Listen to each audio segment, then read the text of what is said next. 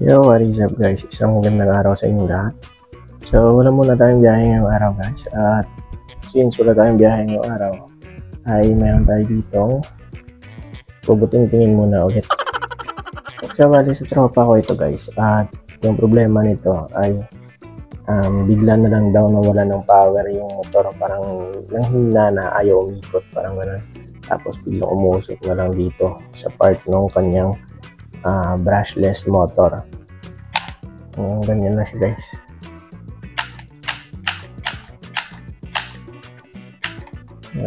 Ganyan lang yung problema niya guys. Tapos pag matagal ng ganon, pindot ka ng pindot, pag tumagal, puusok na dito. So yun, tinry ko siya buksan last time. At base sa observation ko ay yung kanyang pinaka-stator nga yung may problema. So, meron akong binili sa online set ng stator tsaka rotor, no. So, ayan siya. Ito yung problema nung sa kanya dito umuusok. Yan, ganyan. Maya-maya uusok mo siya dito. So, nung tinignan ko sa loob, dito nanggagaling yung usok. Parang may nasunog na dito sa windings niya. So, naghanap ako sa online.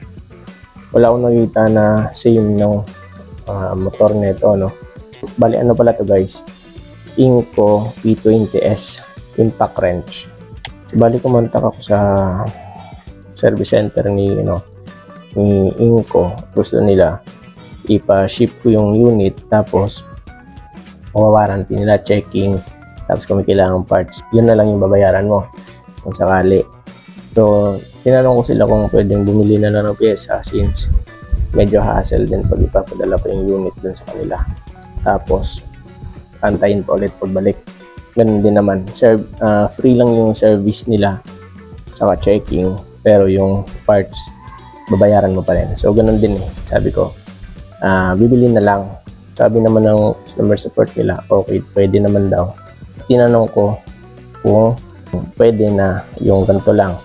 Stator lang yung bibilhin ko. Yan, ganito lang. Meron silang option, yung ganito lang, rotor. Tapos yung stator niya, kasama na yung controller board. Sabi ko kung pwede na stator lang tsaka rotor yung bibilhin ko. Ganito lang.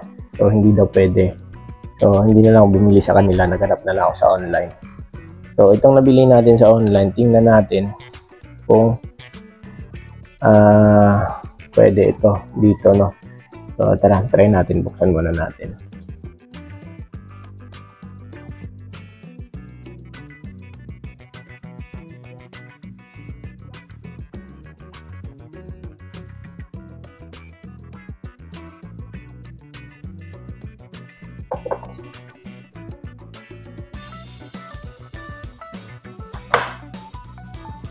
So, ayan siya guys. Yung naging problema nito guys, dito, yung musok. So, ayan guys, yung na-check natin siya, same naman yung lapad niya. Saka yung laki ng kanyang yung lapad. Ito. Yan, yung width niyan. So, same naman, yung problema lang natin, medyo maiksi ito. So, iniisip ko, since stator lang naman yung may sunog dito, baka pwede natin na yung rotor nito is ito din yung gamitin natin. Yan, ito yung gamitin natin. Tapos yung stator nito, ito na lang yung ilalagay natin. Tapos yung problema, magkaiba sila guys. So, ito yung magkaiba. Yan, ito, saka ito. Yan, yung mga sa stopper niya dun sa case. Yan, saka yung dito. Magkaiba yan eh. Ano, mas malapad itong yellow. Mas manipis naman ito. Pati yung sa likod nila magkaiba. Ano. So, iniisip ko, mamodify ko na lang yung case. Yung mga stopper nito dito. So, wait lang. Tingnan natin. So, ayun guys. At na-modify natin. Yung ito, dito, tinanggal ko yung dito niya. Tapos tinanggal ko din yung dito. Yung dito, binawasan ko konti para may natira pa rin ganito. Kasi ito yung mag-i-stop dun sa stator niya para hindi gumalaw. Tapos ito, binabasan ko ng konti. Ganon din yan sa kabila.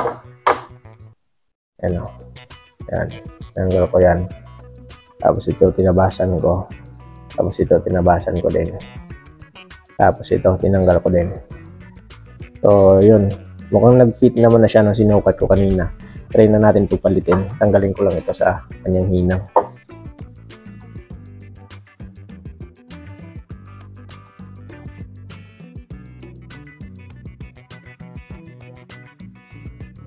Kailangan kung ano yung kulay na pinagtanggal natin dito. Ganun yung kulay din na ibabalik natin. Ito yung kanyang controller board, guys.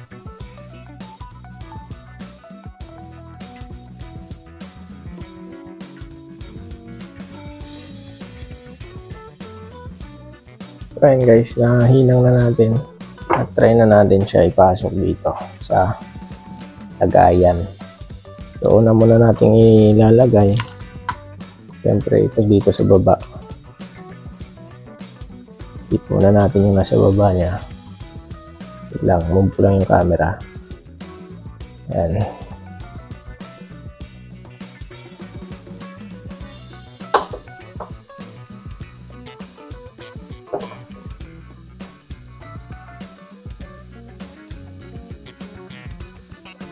Tapos, lagay natin to. Medyo mahaba yung kanyang wire. So, atras natin na lang ng konti.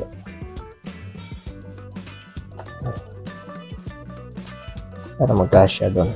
Ayan.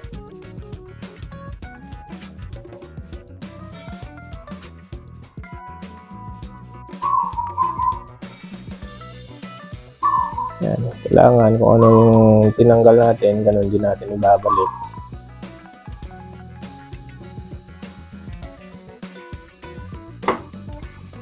Yan. Align na natin ng gusto bago i-close. Pasok na natin ito kaagad. Kasi hindi na natin ito maipapasok once na masarado na natin yung pinaka-body. Yun.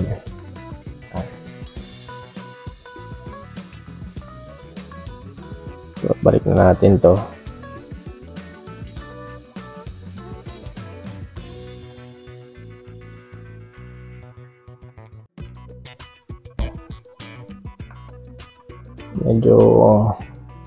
Medyo nakaangat pa siya, pero kaya din naman pagka naka-screw na siguro.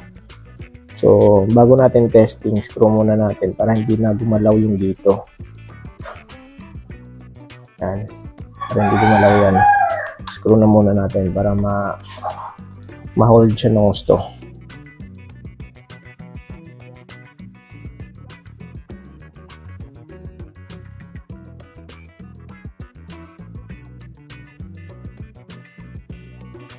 So, ilalapat muna natin ito guys.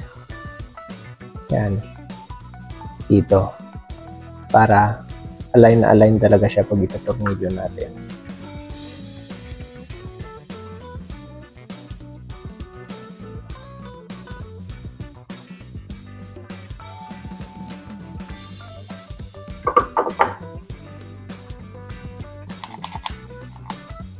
So, ito na guys. Ito na yung luma natin. Lumang stator niya. Saka ito yung bagong rotor.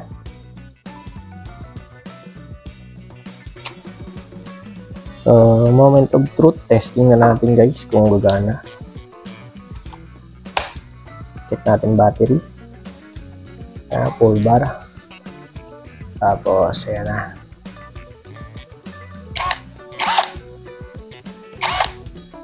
Gumana na guys. Ayos na. So,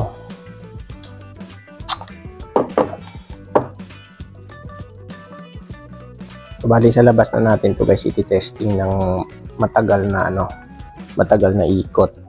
Kasi hindi ako pwede mag-testing dito guys sa loob. Kasi tulog pa yung baby ko. Baka magising. So, doon na natin siya i-testing sa labas. Ayan. Tara guys, punta tayo sa labas. So ayun guys, dito tayo sa labas ngayon. Testing natin itong ginawa natin na Inco P20S impact wrench, kung magtutuloy-tuloy yung ikot niya at hindi siya uusok. So ito,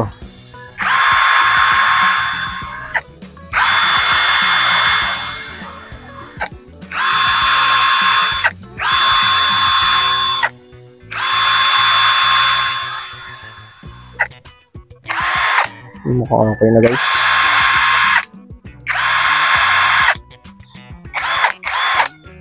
So goods na to. So ayun guys, at natapos na nga natin itong nare-repair natin na Inco P20S na brushless impact wrench, no? At yun lang yung pinalit natin, yung kanyang stator. So goods na. So kung may gantong impact wrench kayo guys na ganun din yung problema, may problema yung kanyang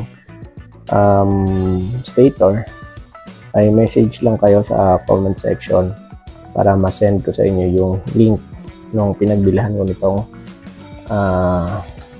brushless motor niya. So yun, hanggang dito na lang guys. Salamat.